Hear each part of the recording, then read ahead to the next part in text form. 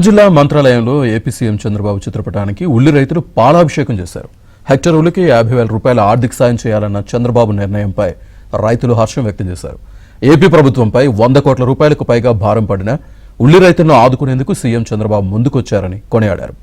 ప్రభుత్వ సహాయం ద్వారా 24,218 మందికి లబ్ధి చేకూరుతుందని రైతులు తెలిపారు.